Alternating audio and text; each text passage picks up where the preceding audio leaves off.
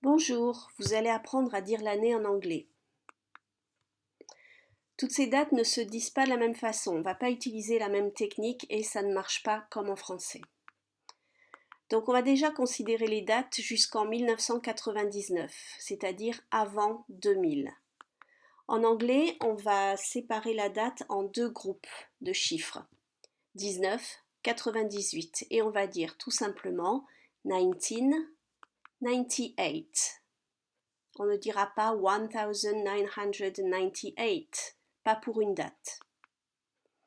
Un deuxième exemple, 14, 25. Troisième exemple, cette fois il y a un petit quelque chose auquel il va falloir faire attention. On va donc dire 16 pour la première partie et 05 pour la deuxième partie, 1605.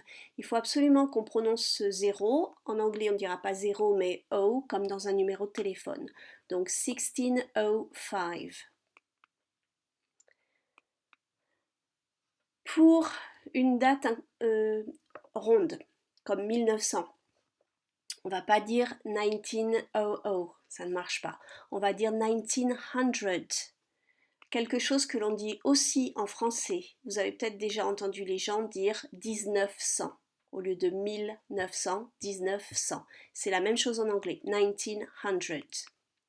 Maintenant, on va considérer les dates à partir de 2000 jusqu'à 2009 pour commencer. Donc 2000 déjà se dira comme en français 2000, enfin comme en français, je veux dire on va lire le nombre cette fois. 2000. 2002, 2002. Vous voyez que cette fois, on ne sépare plus la date en deux groupes de deux chiffres. 2002. Vous entendrez peut-être parfois 2002, mais c'est plus rare. En revanche, à partir de 2010, on revient plutôt sur la séparation du nombre de la date en deux groupes. On va donc dire, par exemple, 2016.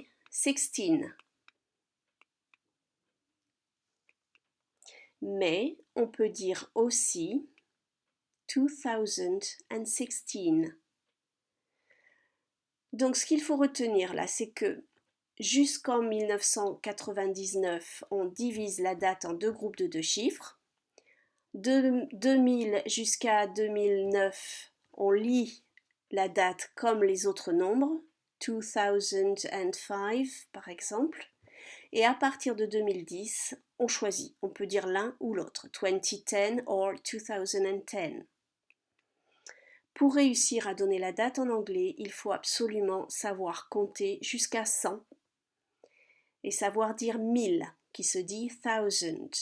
Si vous avez des doutes, vous pouvez aller voir sur mon site. Voilà. Bon courage pour apprendre tout ça.